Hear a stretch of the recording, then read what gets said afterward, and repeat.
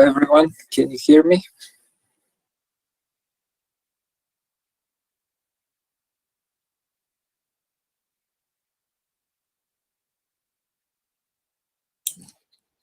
Okay, great. We'll wait for 2 or 3 minutes more, and then we'll start today's exercise.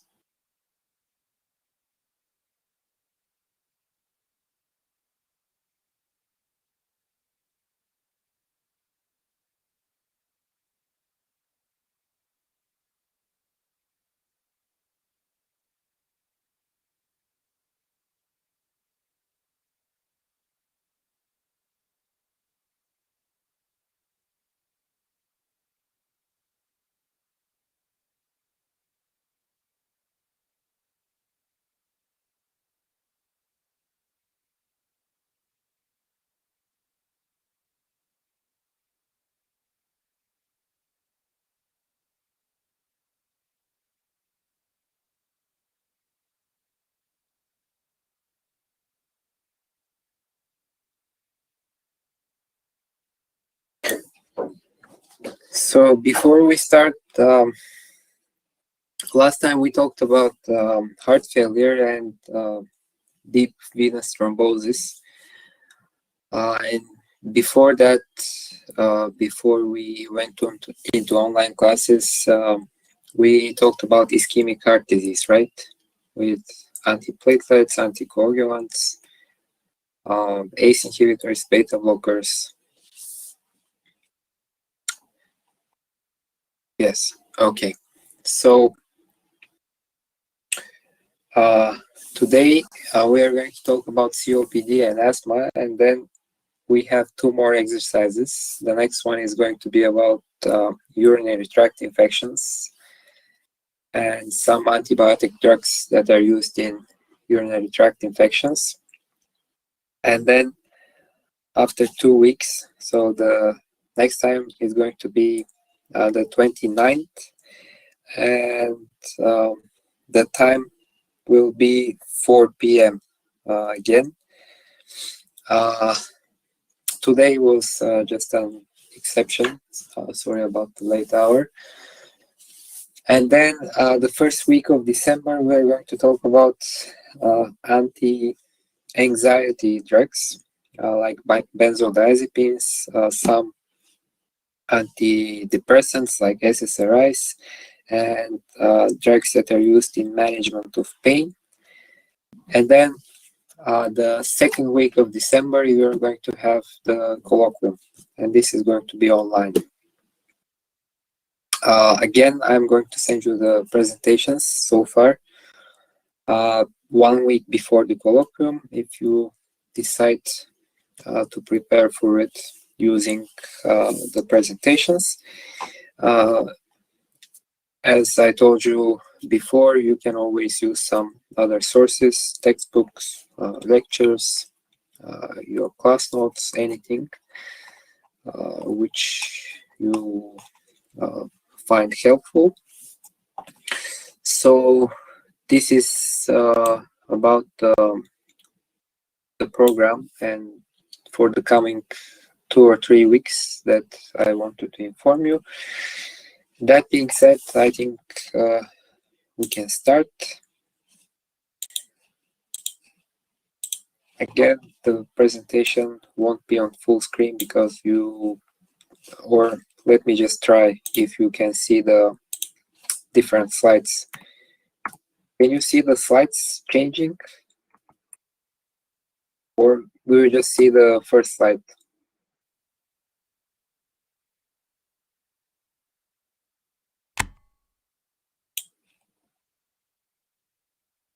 You can see them changing? Because last time there was a problem. Okay, great. Okay, so we can go full screen. Great. That's good. Because I'm with a different computer now, so I think this is computer related, not platform related. So if there is a problem with the connection, any problems with hearing or if you don't see the slides changing, call me on my phone, because I don't see the chat right now. Or if you have a microphone, just turn on your microphone and inform me. So as I told you, we're going to talk about asthma and COPD today, and some respiratory infections related to these conditions. So this is just a general list of some of the drugs that are used both in asthma and COPD. As you know, these two diseases are very much related. Both of them cause pulmonary obstruction. And there are two guidelines for those of you who want to read more in detail about these two diseases, or you want to become a pulmonary disease specialist. The guidelines about asthma are called GINA. It's GINA. And for COPD, it's the GOLD.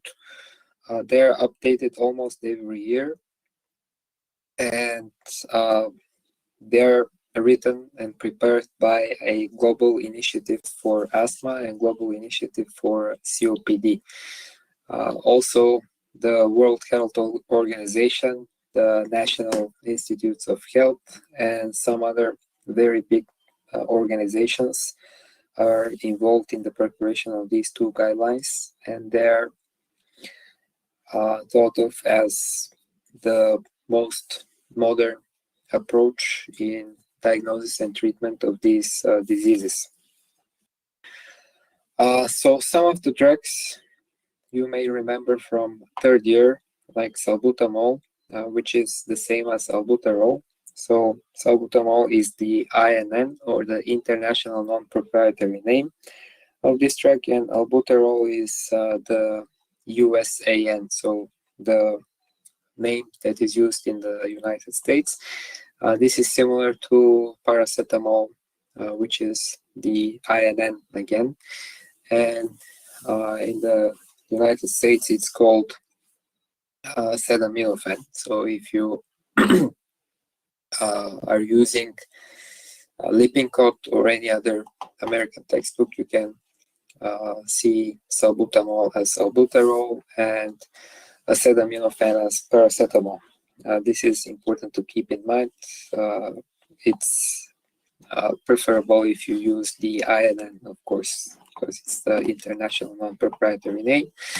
Some other drugs are aminophylline, which is a derivative of theophylline. This was one of the most commonly used drugs in the past for asthma, but nowadays, because it has a pretty narrow therapeutic index, and we have some other drugs that are safer and more effective, like beclomethasone, which is an inhaled corticosteroid. Some other drugs are preferred. Epinephrine was used again in the past. Nowadays, it can be used only in emergency situations where the patient cannot inhale salbutamol. Histamine is used for research purposes, as well as acetylcholine. Ipratropium is a short-acting anticholinergic drug. It is also called SAMA. So SAMA comes from short-acting muscarinic antagonist. Isoproterenol is a non-selective beta agonist. So it's not a beta blocker, it's a beta agonist. Then we have some leukotrienes that we'll look at later during the presentation. Then we have prednisone, which is a corticosteroid that is applied systemically. Then we have salmeterol, which is an example of a very important drug class that is used both in asthma and COPD, and this is called LABA. So it's a long-acting beta-2 agonist again. Terbutaline, which is a short-acting beta-2 agonist. Theophylline, again, which is similar to aminophylline, as we said. Then we have triamcinolone, which is, again, inhaled corticosteroids, the fillucast, and xylitol, which is some anti-leukotriene antagonists. So when we are talking about asthma, we have two drug classes. One class is called relievers and one controllers. The relievers are generally sympathomimetic bronchodilators, like short-acting beta-2 agonists. And the example that you all know here is salbutamol. And they're used for the relief of symptoms. When someone is having an attack of asthma, we need to use the relievers. Also, some injectable relievers are methylxanthines like aminophylline. Excuse me, doctor. Yeah. The slide is still on the first one. Okay. So again, there is this problem. Okay. Okay, so, we can see it now. Okay. It's on the third now. Great. Okay. So as I was saying, relievers are the drugs that you can use during an acute asthmatic attack. And the controllers are the drugs that you use between attacks. So the controllers are used in order to avoid any asthmatic attacks. And these controllers mostly are inhaled corticosteroid nowadays, and also in addition to the inhaled corticosteroid drugs, we have the long-acting beta-2 agonists, or the LABAs. So these are the two main drug classes that we use as controllers of asthma symptoms. And then we have some other drugs like theophylline, the anticholinergics, some leukotriene antagonists. And these are secondary drugs in the treatment of asthma. This here is a table from your favorite book, I think, or I hope, for pharmacology. This is from Lippincott, and you see the drug classes here: short-acting beta-2 agonists, or the SABAs, the long-acting ones, the inhaled corticosteroids, all of them. What is the definition of asthma? Of course, this is something that actually changes. I'm talking about the definition according to GINA, or the guidelines about the treatment of asthma, as I told you in the beginning of the presentation. But some features of this definition remain the same. And one of the definitions, according to GINA, is that asthma is a chronic inflammatory disease of the airways with the following clinical features. So these features are very important. Asthma leads to episodic or chronic symptoms of airway obstruction. So it causes obstruction and not restriction of the airways. Another very important definition of asthma is that it is related to hyperresponsiveness to triggers. So in order for a patient to have an asthmatic attack, there needs to be a trigger. It can be an environmental trigger or something related to the patient's metabolic processes. Another very important thing is that asthma causes reversible obstruction of the airways. So reversibility is very important. And this is one of the biggest differences between asthma and COPD, that in asthma we can have almost complete or 100% reversible obstruction of the airways, whereas in COPD this reversibility is not so pronounced. And other diagnoses are excluded. This is, of course, something understandable. Asthma is a disease, as you can see here, that affects a lot of people, almost 20 million people only in the United States, which has a population of more than 320 million people. And as you can see, the 0 to 18 age group, or the children, are very much affected, and also adults can also be affected. We classify asthma to 4 classes according to its severity. The mildest form is called mild intermittent form of asthma. These people do not need control or therapy, they just use relievers. So they just use one inhaler, and it is usually a short-acting beta-2 agonist like salbutamol. Then we have mild persistent, moderate persistent, and the most severe form of asthma needs usually at least 2 drugs at high doses. This is just an illustration of what happens to the airways in asthma. So we have mucus gland hypertrophy, we have edema, we can have mucus secretion, inflammatory cell infiltration. This is especially important for asthma. So we have eosinophils also, and some other lymphocytes that are involved in the production.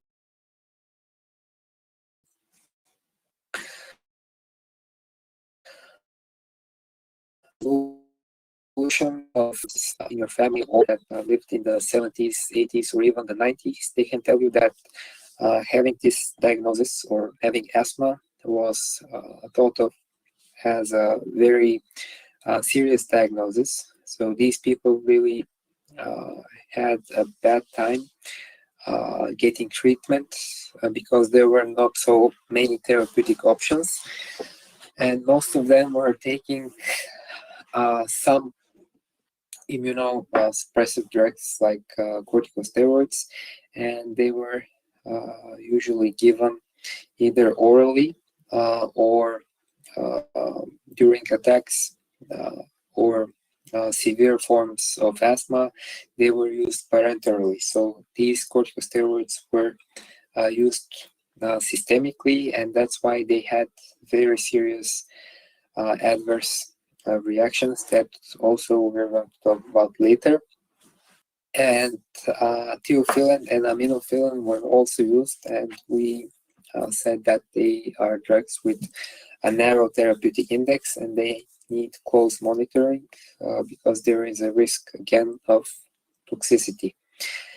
But during the last 20 to 30 years, there is a very huge change in the treatment of asthma, and the idea is now to prevent symptoms, to prevent attacks, and to prevent remodeling that are associated with asthma. And the goal is for these people with asthma to live a normal life, to do sports, and not be any different from their their age group, if especially we're talking about children. And yes, there is really a lot going on beneath the surface. The symptoms are just a part of the whole picture that we see in asthma patients. There is airflow obstruction, there is bronchial hyperresponsiveness, and there is airway inflammation. These things are sometimes forgotten, and we should all keep them in mind and try to address them and not just treat the symptoms.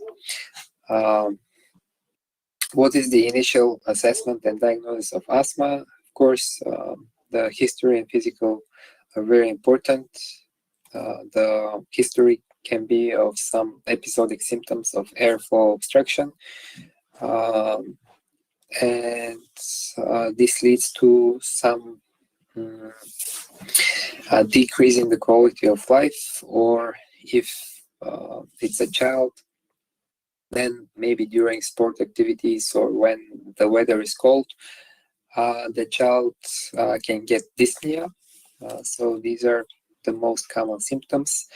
And then we have the physical exam, of course, where you can hear the wheezes. So this is the most common thing that you can hear. Wheeze, and then spirometry is the next step in the diagnosis of this disease. In spirometry, we have some very characteristic findings. So FEV1, if you remember from your internal medicine classes or from physiology, is the forced expiratory volume in 1 second. So this is the volume of air that your patient can breathe in 1 second. If it is less than 80% of the predicted, so it's usually done using a computer program where you type the age, the sex, the weight, and the height of the patient, and it gives you an automatic calculation, an automatic estimation of the volumes of the expiratory volumes of this patient. And if the FEV1 is less than 80%, it is characteristic of airflow obstruction that is related to asthma. And also, this is the so-called Tifno index, or the FEV1 over FEC. So the forced expiratory volume in 1 second over the vital capacity. If it's 65% and less, then this is also a sign of airflow obstruction. This can be also seen in COPD, but the big difference, as I told you earlier, is the reversibility. So if you test this patient again, and this is usually done in one sitting, after giving this patient a bronchodilator like salbutamol, and you wait for a few minutes and you do the test again, and if you see that FEV1 increases by 12 or more percent, or at least 200 milliliters, then this is a sign of reversibility, which is characteristic of asthma, because sometimes in older people it can be hard to distinguish between asthma and COPD. And also we're going to talk about how to do this later, but one of the things is the reversibility that is characteristic of asthma. In asthma also we need to control a lot of factors, mostly environmental, like allergens or occupational exposure to different chemicals. It can also be at home. It can also, the room air at home can include some irritants like tobacco or some other air pollution can be a trigger of an asthmatic attack. This is another table that is in more detail. So we said that there are 4 causes of asthma severity: step 1, step 2, step 3, and step 4.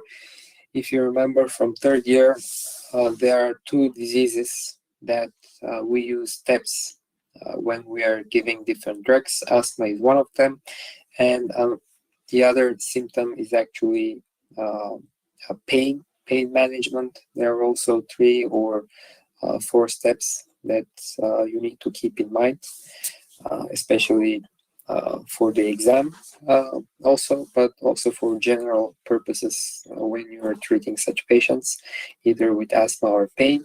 So in asthma, when you see that if the patient has 2 or less days per week with symptoms, and these are symptoms during the day, and less than 2 nights with symptoms per month, so week symptoms for day, month symptoms for night. And if the FEV1 is over 80%, this is classified as mild intermittent form. And again, these patients won't need usually chronic therapy. They will just have to use a short-acting beta-2 agonist. And the other steps you can see 3 to 6 daily symptoms and continuous symptoms in the severe persistent form of asthma. How can asthma control be measured? Of course, besides the daytime and nighttime symptoms, we have also missed work and or school days. These are very important for such people, whether they're satisfied with the care that they're getting, whether the healthcare resources are utilized to in the most effective way. Is there inflammation? Do we have direct or indirect markers of inflammation? These are all steps that we need to keep in mind when managing such patients. Does chronic use of inhaled corticosteroids improve long-term outcomes for children with mild to moderate asthma compared to other asthma medications? So this is a question that you may ask. Why do we have inhaled corticosteroids as first-line medical therapy in patients with asthma? Well, again, if you remember, this year in clinical pharmacology, evidence-based medicine is very important, and how do we get to this evidence? You already know. We have a lot of clinical trials that have established that inhaled corticosteroids improve asthma control for children with mild to moderate asthma as compared to all other drugs like cromolyn, leukotriene, modifiers like nedocromil or sustained release forms of theophylline. They are also effective, but not so effective and not so safe as a low dose inhaled corticosteroids. That's why we prefer to use the asthma drugs as inhaled corticosteroids and not the leukotriene modifiers. In patients with moderate persistent asthma who are on already inhaled corticosteroids, does the addition of another long-term control agent improve outcomes?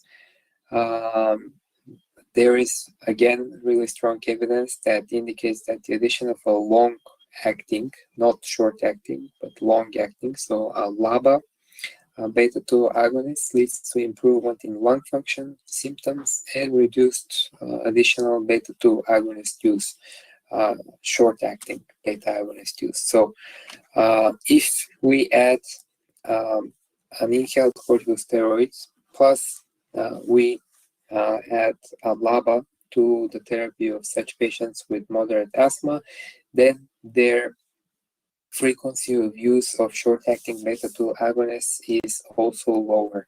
So these are the steps. So first step is you start with a short-acting beta-2 agonist for the mildest forms of asthma. Then if this is not enough, you start chronic therapy with a controller.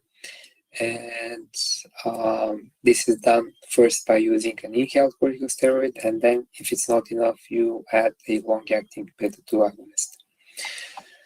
Principles of maintenance therapy: you start with a high dose when we're talking about inhaled corticosteroids, and then once control is achieved, you try to maintain the lowest dose of medication that controls asthma in order to minimize the adverse drug reactions.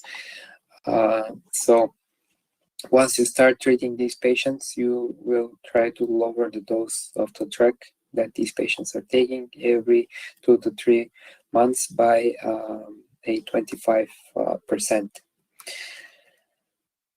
So let's go further. Step-up therapy you use when symptoms need for when there is a need for quick relief medication has increased, or there is an exercise intolerance in these patients, and also spirometry shows decreased lung function. Then this means that the dose should go up. In acute exacerbations, what you need to do is you need to use relievers, not drugs that are used for long-term control. And if you remember, our main drugs that are used as relievers are inhaled short-acting beta-2 agonists, so SABA. But sometimes when this is an emergency situation, the patient cannot even breathe enough, so there is no way that you can use such inhaled beta-2 agonists, and in this case, you of course you use some systemic beta-2 agonists, including epinephrine or adrenaline. You can do it either intravenously if you have an IV cannula, or you can just do it intramuscularly if it's really an emergency and you need quick relief. In this case, you can also use intramuscular injection or intravenous injection of corticosteroids. Again, this table here shows you the 4 steps in asthma therapy. So in mild intermittent form, patients do not need daily medication. They use just SABA from time to time, or when they're expecting some sort of a trigger like an exercise or cold weather. Before going out or before exercise, you can advise your patient to use 1 or 2 inhalations of salbutamol, let's say. In the second step, mild persistent form, low dose inhaled corticosteroids. Of course, there are some alternatives like cromolyn, leukotriene modifiers, but first line is always inhaled corticosteroids. Then in step 3, moderate to persistent form of asthma, we can increase the dose of the inhaled corticosteroid, plus we can add a LABA like salmeterol, which is different than salbutamol, if you remember.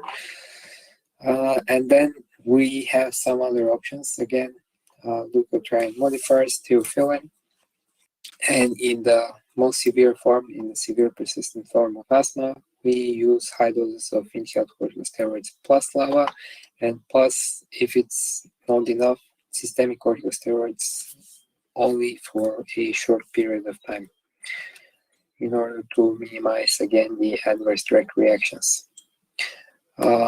Let's talk about the quick relief drugs in more detail. They act fast and they have a relatively short half-life, and they lead to bronchodilation, and they decrease airway obstruction. What are these drugs? So salbutamol or albuterol, the other name, pirbuterol, which is not used so much, so salbutamol is the most commonly used drug. Levalbuterol, this is a little bit more commonly used version of a beta-2 agonist short-acting drug. Terbutaline, it is, if you remember from your obstetrics classes, it is also used as a tocolytic drug, and tocolysis means, you probably know, when there is a need to delay the delivery. Obstetricians sometimes use terbutaline, which is again a beta-2 agonist. So there are also beta-2 receptors not only in the airways but also in the uterus. So it leads to less uterine contractions. So a relaxation of the uterine muscles. So this can delay delivery by several hours to a day, in order to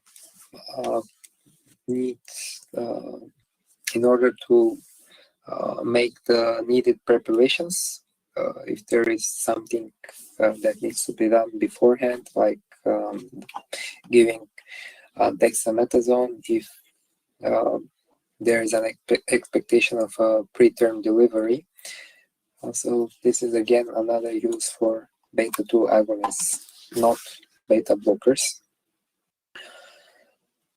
Long-term control medications, some patients stop using them because they think that they don't have any symptoms, and that's why they do not need these drugs. But actually, the long-term control medications, their idea is to prevent such attacks. And when the patient doesn't have such attacks, he or she can think that these drugs can be stopped, which is an example of bad compliance, which again is similar to the idea in SSRIs. Let's say when we're talking about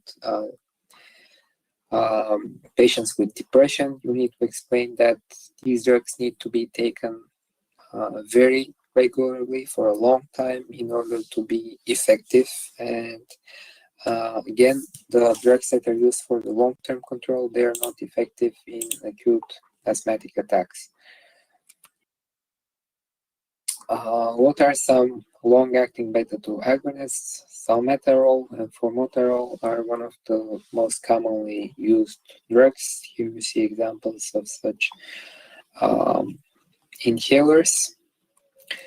The corticosteroids, we said they're first line always in asthma. Beclomethasone, budesonide is especially common. If you've heard about this trade name, Pulmicort, it's very, very common use, one of the really effective inhaled corticosteroid drugs. Fluticasone also, and some systemic corticosteroids are prednisone, and methylprednisolone especially.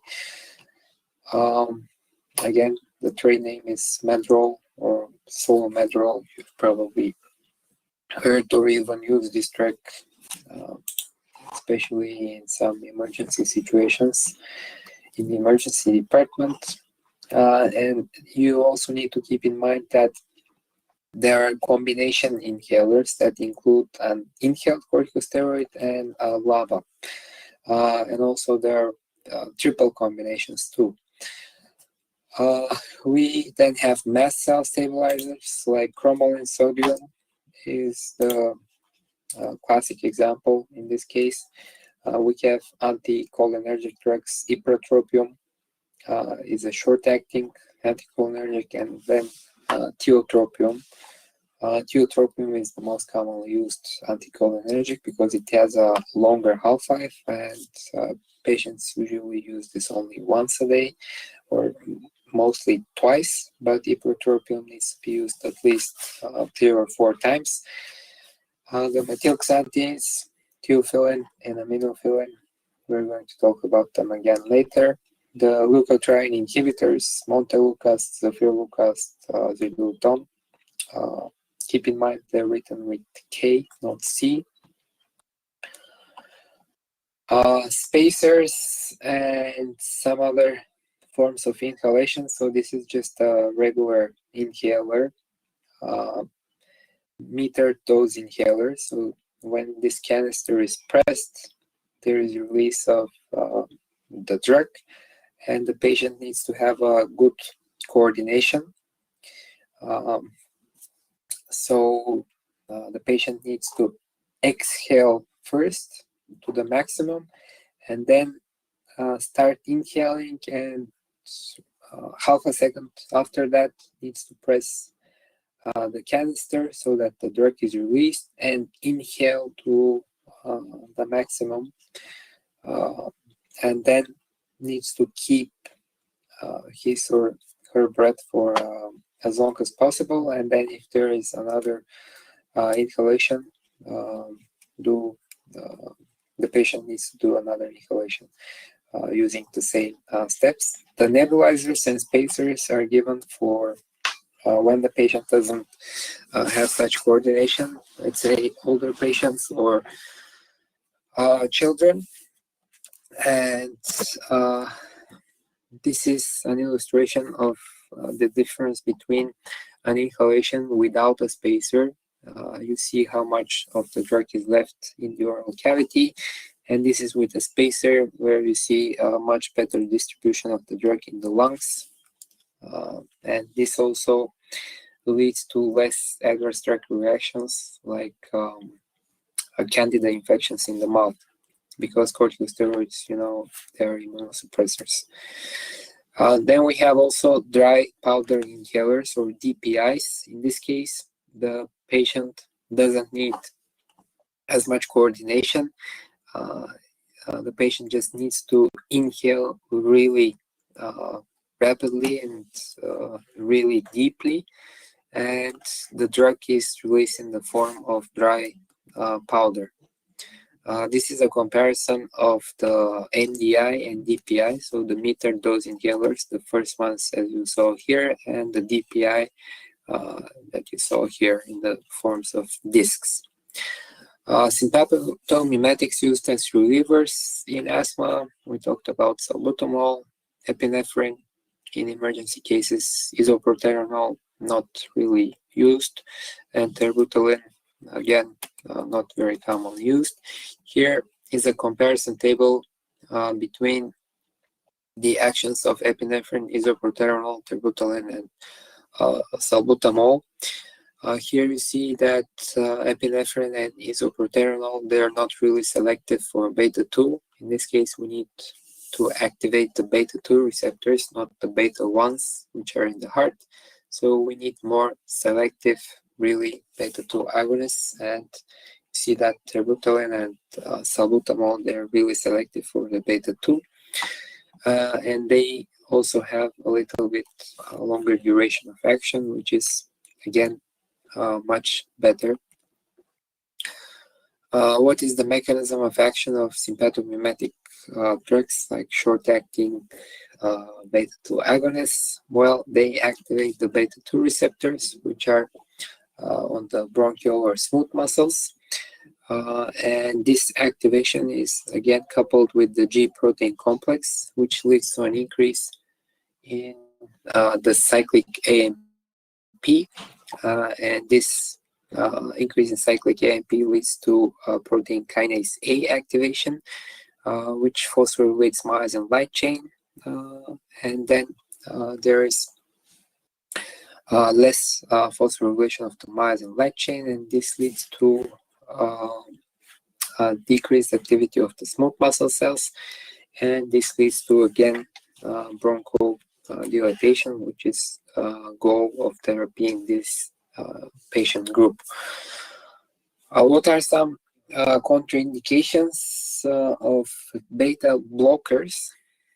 So the drugs that we have talked so far in the exercises, and they are so important in the treatment of heart failure and arterial hypertension. We mentioned that they can lead to asthmatic attacks in such patients. Why? Because in asthma patients, we need activation of the beta-2 receptors, and the beta blockers, as you remember, they're antagonists, so they block actually the beta receptors, especially the non-selective beta blockers. They block both beta-1 and beta-2 receptors. The selective beta blockers, they block only beta-1, mostly, actually, not only, but mostly beta-1. But at increased doses, the beta blockers can, even though they are selective, they can also block beta-2, which in patients with asthma or COPD can lead to acute attacks and dyspnea. So that's why they need to be used with care, if at all, in this patient group. If you need to use a beta blocker, it really needs to be selective, and you really need to have a good indication for beta blocker use in patients with asthma. Aminophylline, we said, is a derivative of theophylline, and it can be used for IV infusion. It can be used for control of symptoms, and also in cases of acute attacks. But again, you need to be really careful because it has serious adverse drug reactions like seizures, and also cardiac arrhythmias are a possibility. So therapeutic drug monitoring by looking at the serum drug concentrations of aminophylline and theophylline is very important. They're classified as methyloxanthines again, and we have some other methyloxanthines in coffee, like caffeine. Theobromine, which is found in chocolate, is also methyloxanthine.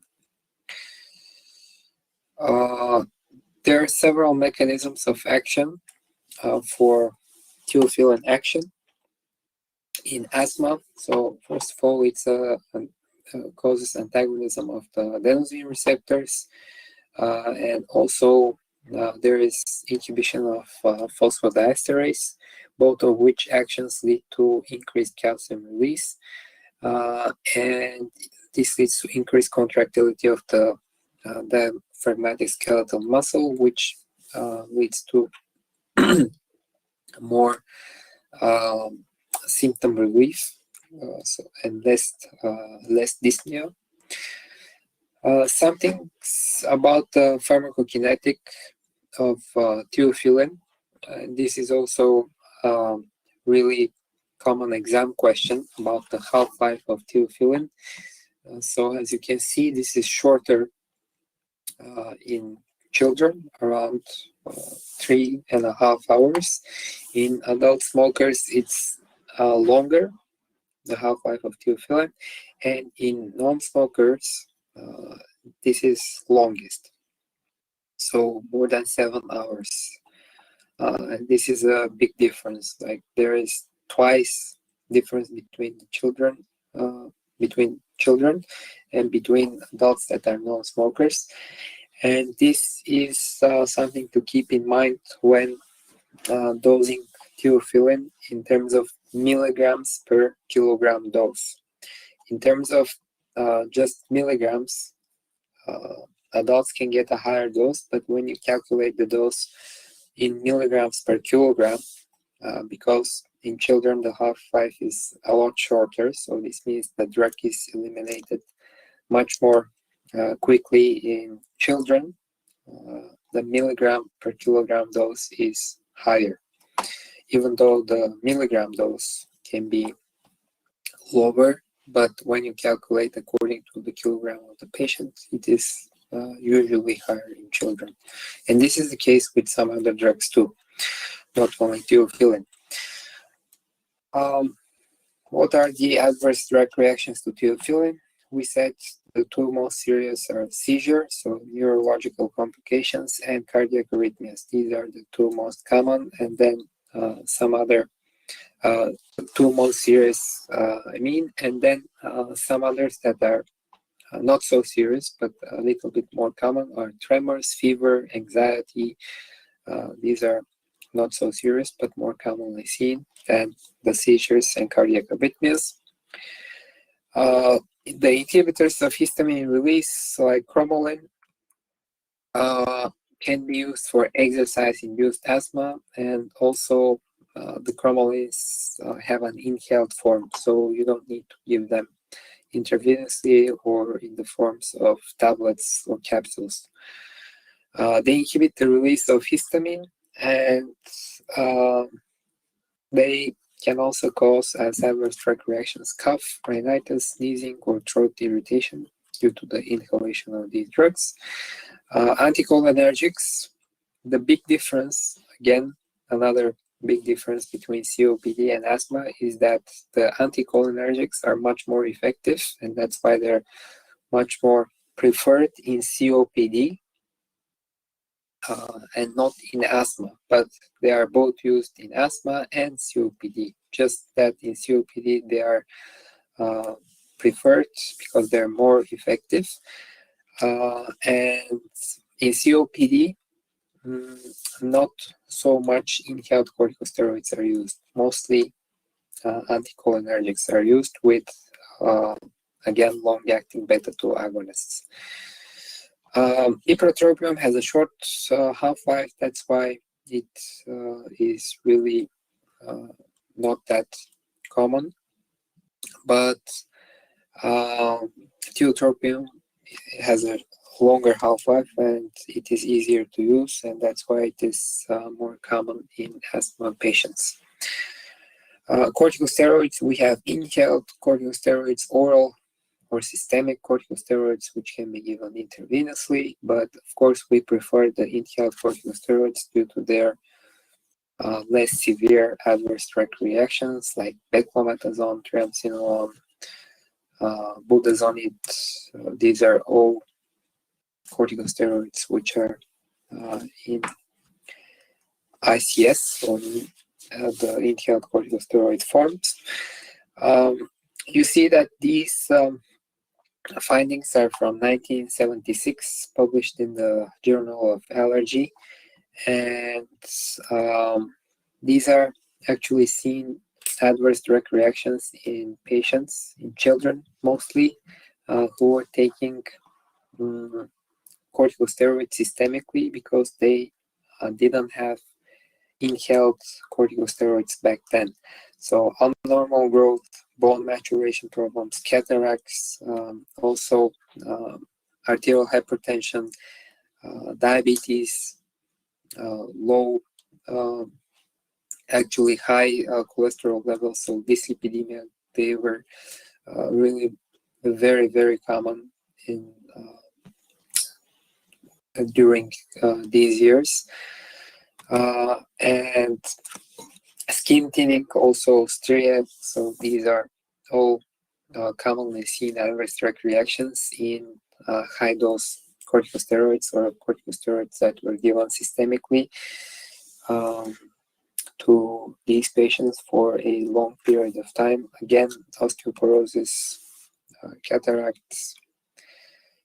That's why nowadays we only use inhaled corticosteroids when we can, and when there is a need to use systemic corticosteroids, we limit this time period as much as possible in order to not have hyperglycemia, osteoporosis, inappropriate fat deposition like obesity, and this is very important for the growth, for the normal growth of children.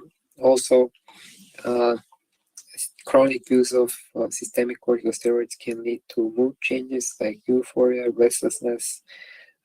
It can lead also to depression in such patients. So avoid using corticosteroids for a long time, especially oral corticosteroids or parenteral corticosteroids.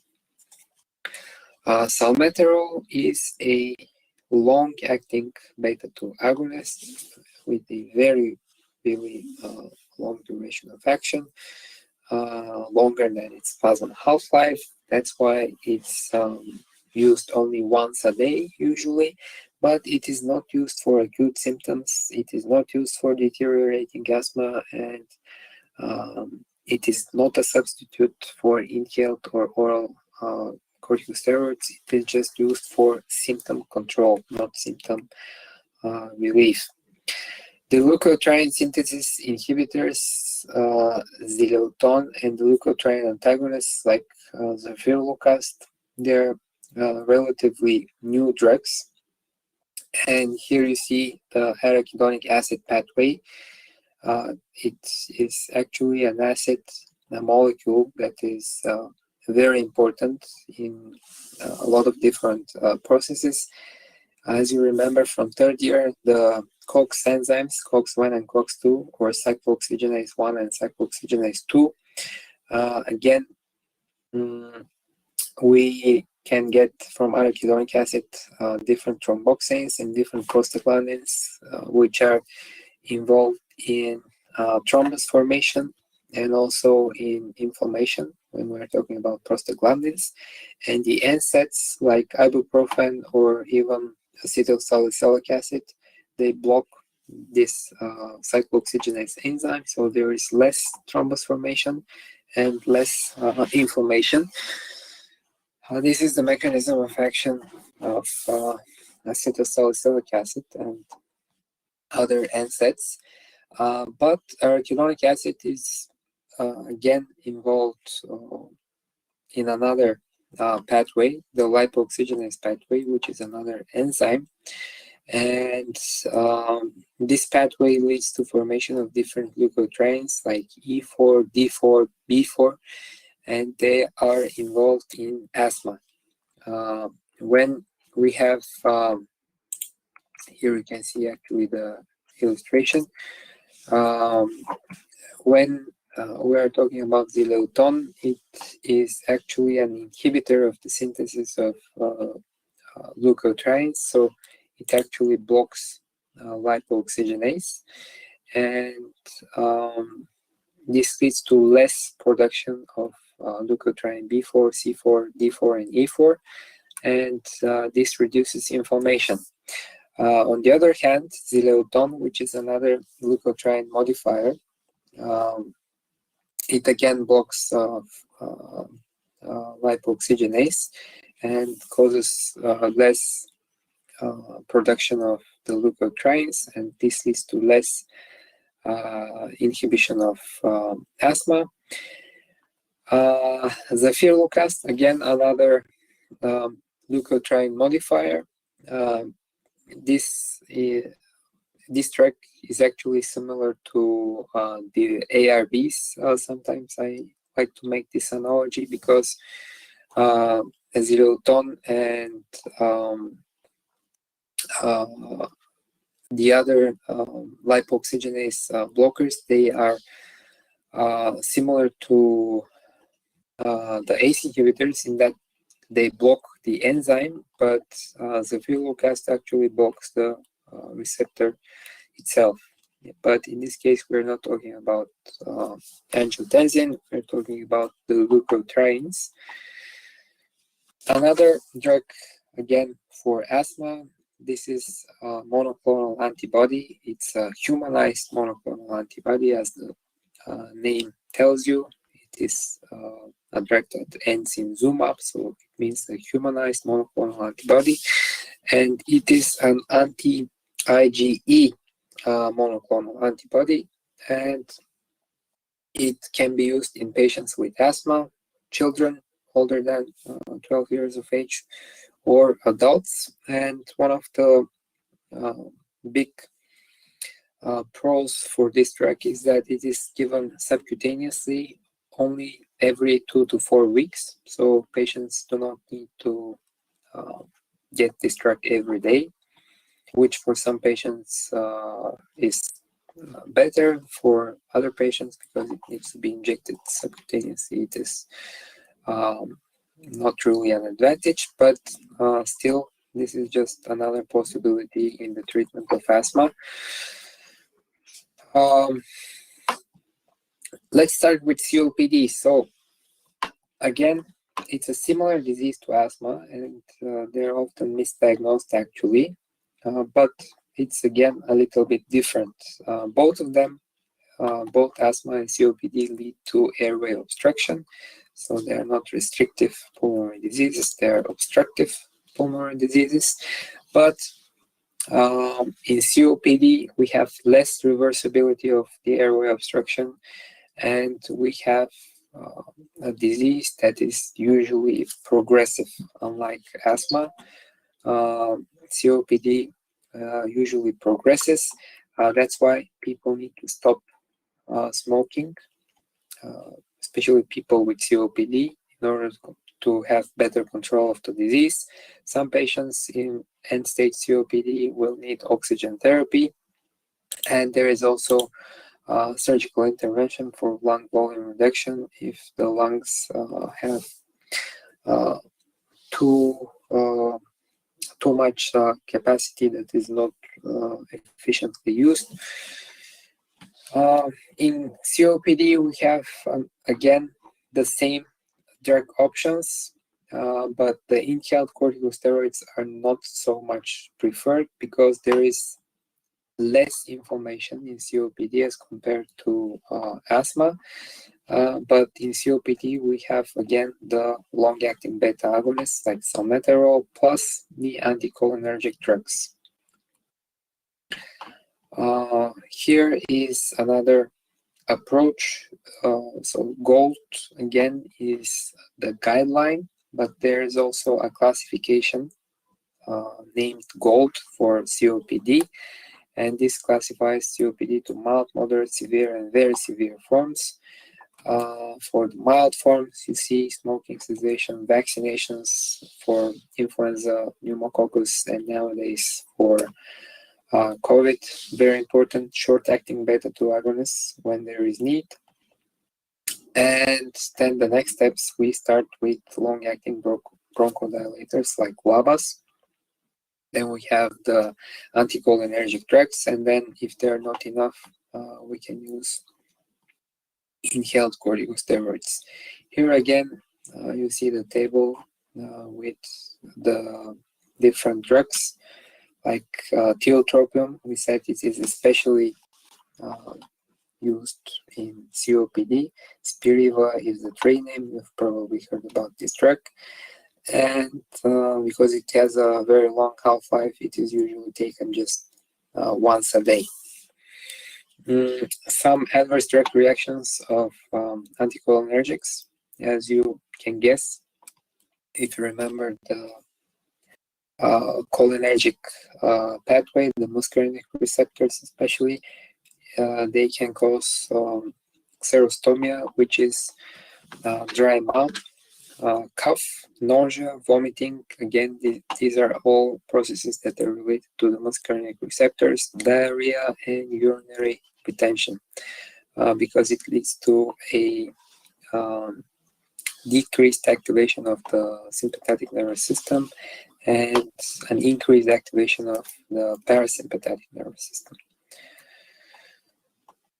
Tiotropium, again,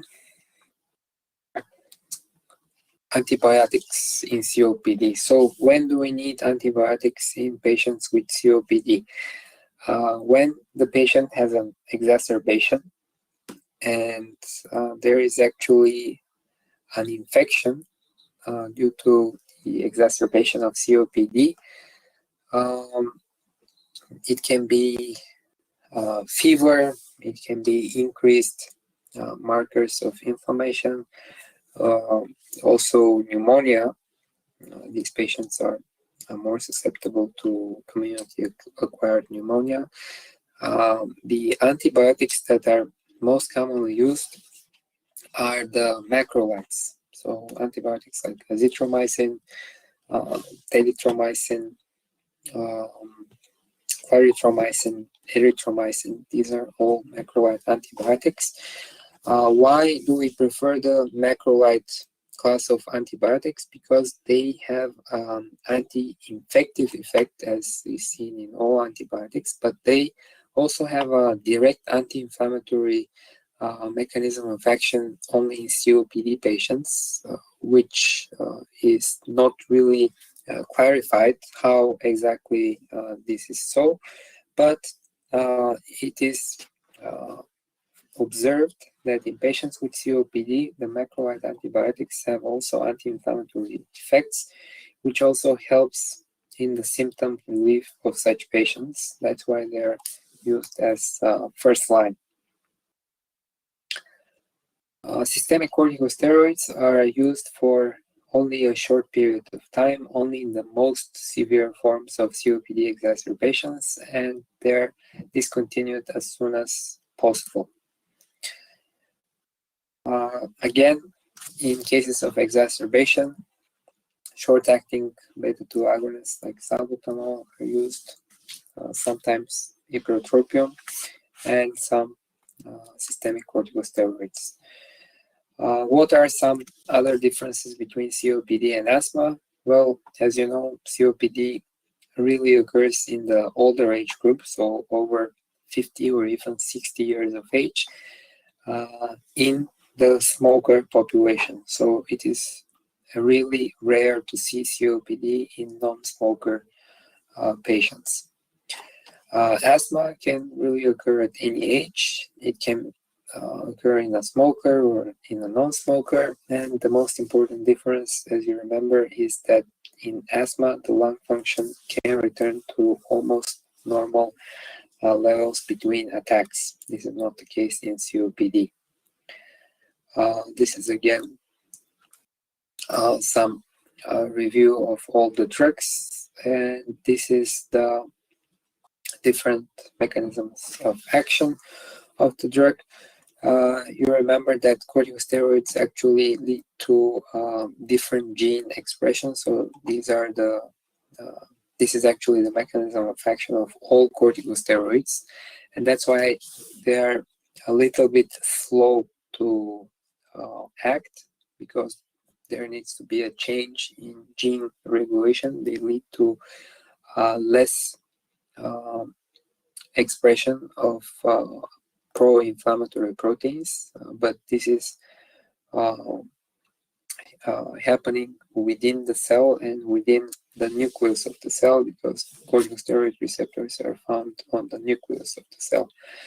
That's why they do not act very quickly, unlike some other very short and very fast actually acting drugs, which are like epinephrine or isoproterenol or salbutamol, which are coupled to G protein receptors, and this leads to increase in the cyclic AMP, and this is a process that really happens very fast, and that's why we get immediate results.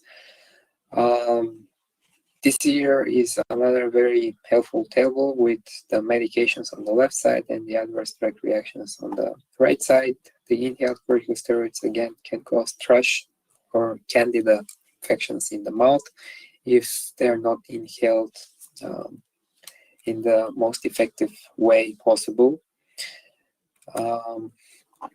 Here again are some other adverse drug reactions: theophylline, narrow therapeutic index, nausea, vomiting, but seizures and cardiac arrhythmias are the most serious such effects.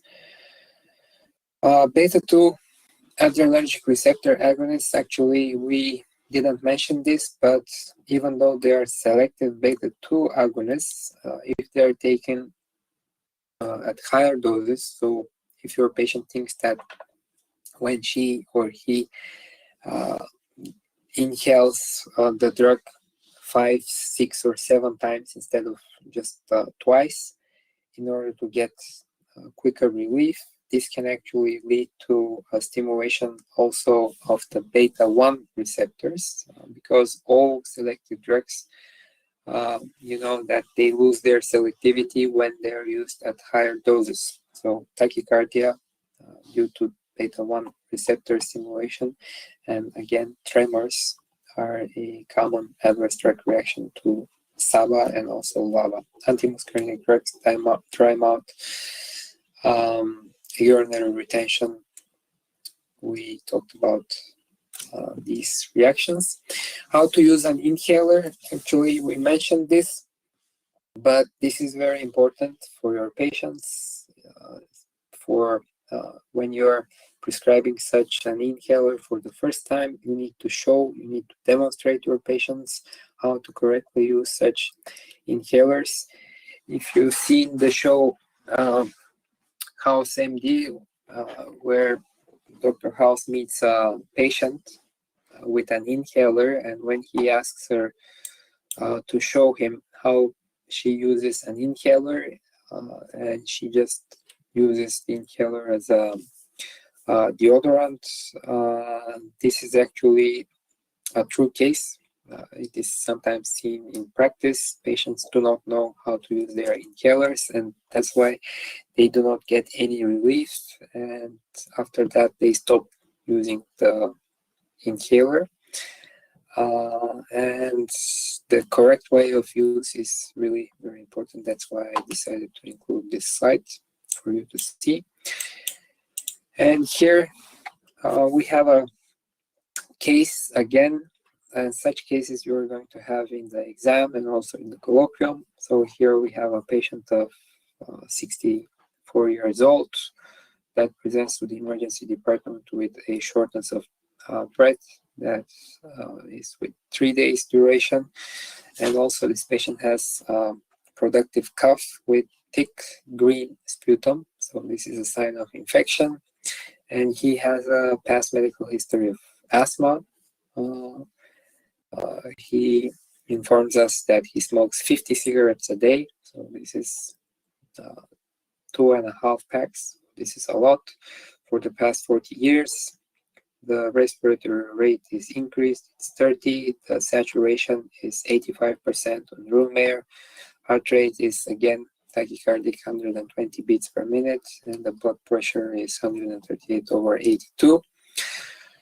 On examination, he's using accessory muscles to breathe, so he's obviously is short of breath. Bilateral diffuse coarse crepitations are heard, and widespread wheeze. So the wheeze is expected because this patient is such a serious smoker, so obviously he has COPD, but the crepitations and the green sputum and the severity of symptoms over the last 3 days shows us that there is probably an exacerbation of his COPD, which is obviously not treated. So the first thing we need to do is advise the patient to stop smoking, and then we need to give him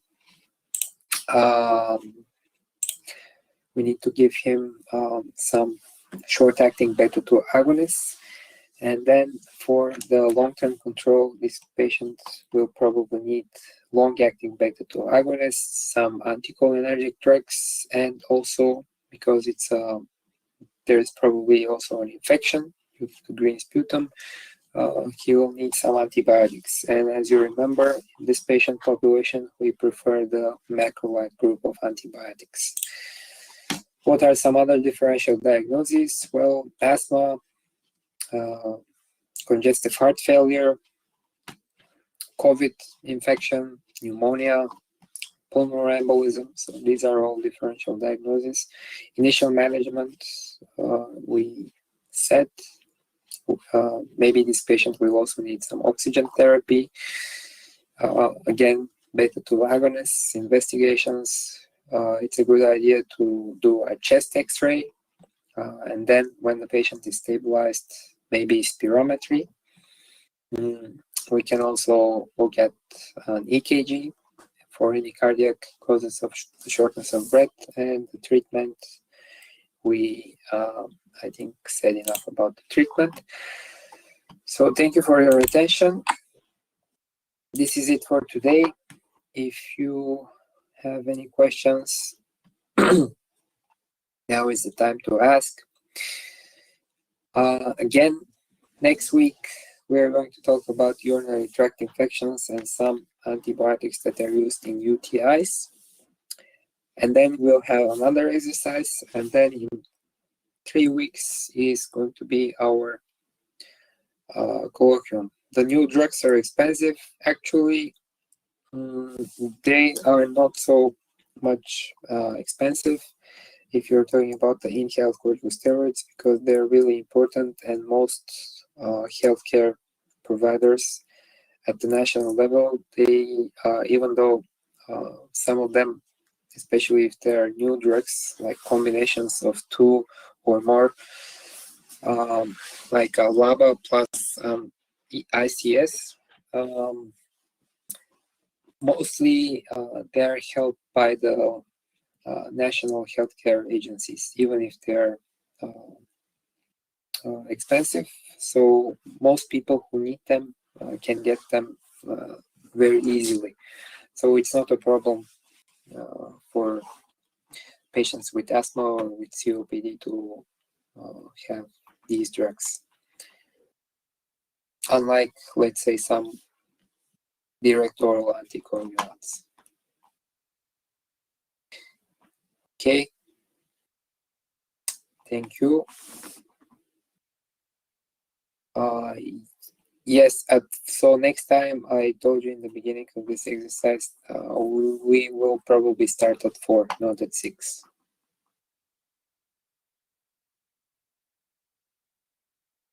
Okay, see you guys next time.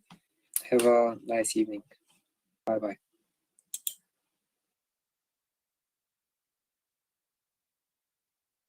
You are currently the only person in this conference.